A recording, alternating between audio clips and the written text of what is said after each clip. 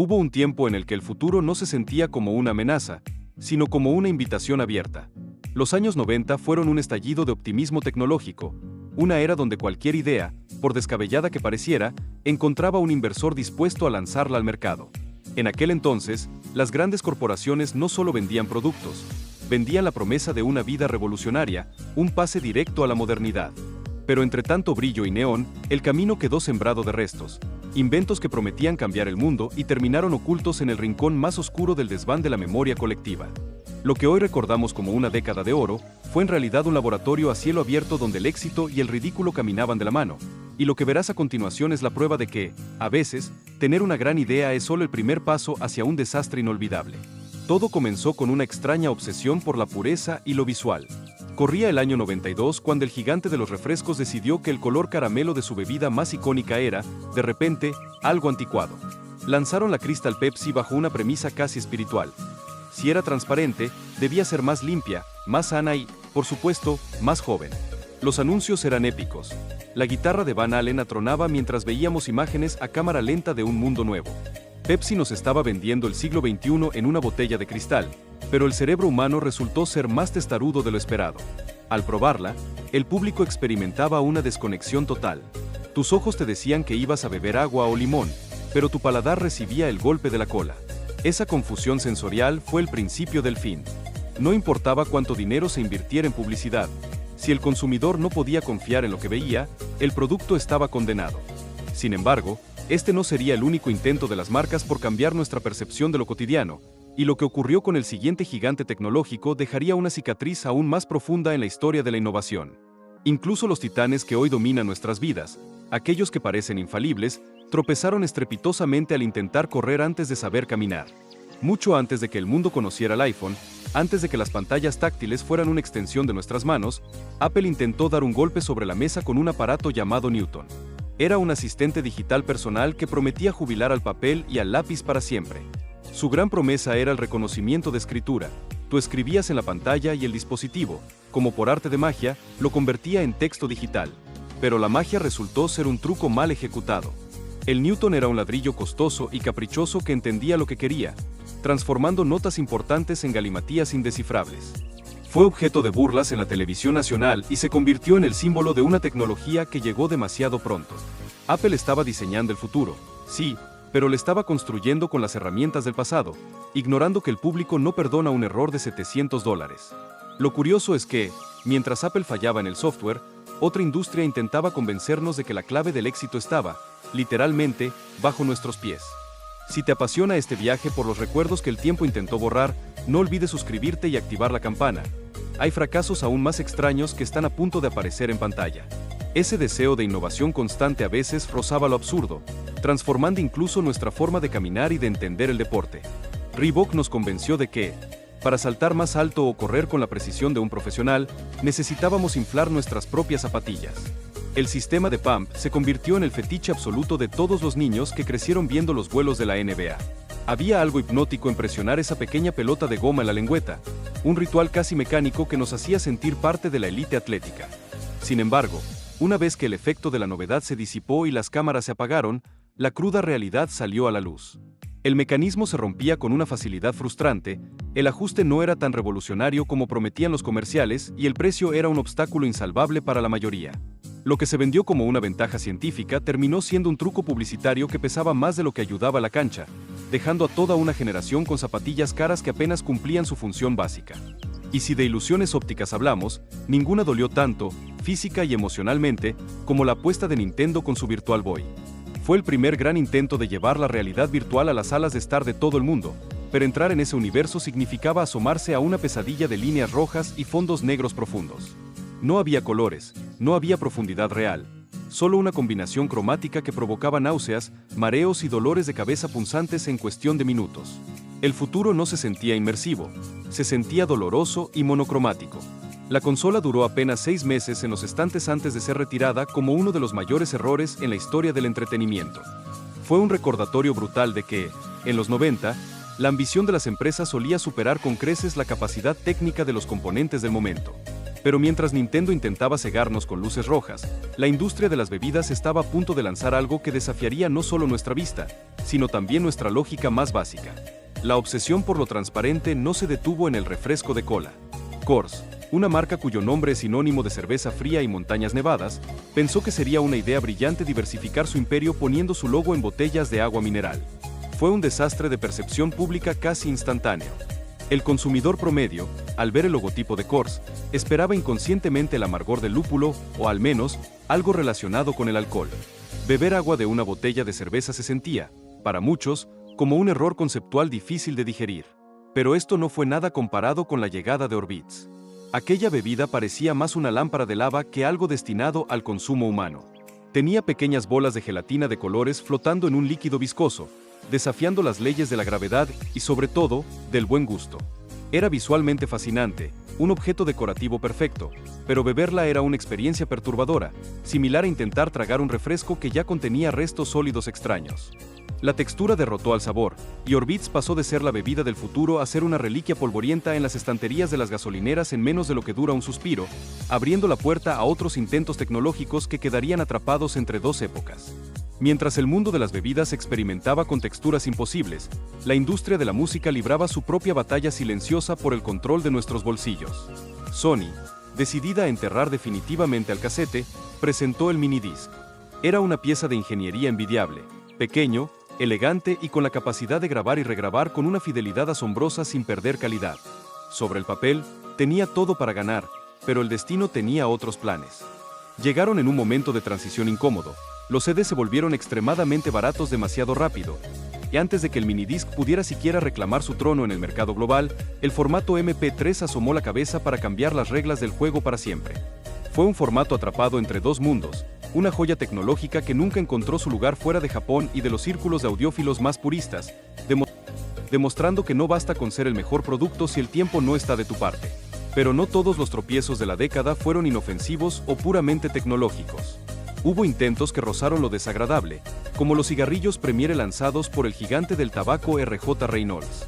En un esfuerzo por crear un tabaco supuestamente más limpio, diseñaron un cilindro que no se quemaba, sino que utilizaba un elemento calefactor para liberar nicotina. El resultado fue una catástrofe sensorial. Los usuarios describieron un aroma persistente a plástico quemado y un sabor que alejó incluso a los fumadores más empedernidos que estaban acostumbrados a lo más fuerte. $1.000 millones se esfumaron en menos de un año en gastos de desarrollo y marketing. Era una época de una confianza ciega, donde se intentaba arreglar lo que no estaba roto, o peor aún, se intentaba humanizar a las máquinas de una forma tan torpe que terminaba siendo irritante. Ese fue precisamente el destino de Microsoft Bob. Antes de que tuviéramos asistentes inteligentes que responden a nuestra voz, Bill Gates intentó que usar una computadora fuera tan sencillo como caminar por una casa de dibujos animados. Bob sustituía los iconos y carpetas por habitaciones virtuales donde un perro llamado Robert te guiaba con consejos simplistas. La idea era atraer a los principiantes, pero el resultado fue una interfaz condescendiente y desesperadamente lenta que consumía recursos que las computadoras domésticas de 1995 apenas podían gestionar. Microsoft aprendió por las malas que el usuario no quería un amigo virtual que le explicara cómo abrir un archivo, quería eficiencia y rapidez. Bob se convirtió rápidamente en el programa más ridiculizado de la historia del software, pero no sería el último experimento fallido que intentaría alterar nuestras rutinas más sagradas, como ese primer momento del día que todos reservamos para nosotros mismos. Incluso los hábitos más sagrados, como ese primer gesto de la mañana al despertar, fueron blanco de experimentos que hoy parecen sacados de una realidad paralela. Pepsi AM nació con la ambición de destronar al café, ofreciendo una fórmula con un extra de cafeína diseñada específicamente para el desayuno. Pero el mundo no estaba preparado para cambiar el aroma reconfortante del grano tostado por el gas frío de un refresco azucarado apenas al salir de la cama. Fue un error de lectura cultural tan profundo como el de Coca-Cola 2, ese intento desesperado por revivir la fallida fórmula de la New Coke bajo un nombre nuevo. Los consumidores no buscaban innovación en su bebida de siempre, buscaban el sabor que les recordaba a su infancia. El mercado, implacable, se encargó de enterrar esas latas rápidamente, recordándonos que hay tradiciones que el dinero no puede comprar. En el mundo de la comida rápida, la ambición tomó la forma de la Arch Deluxe de McDonald's.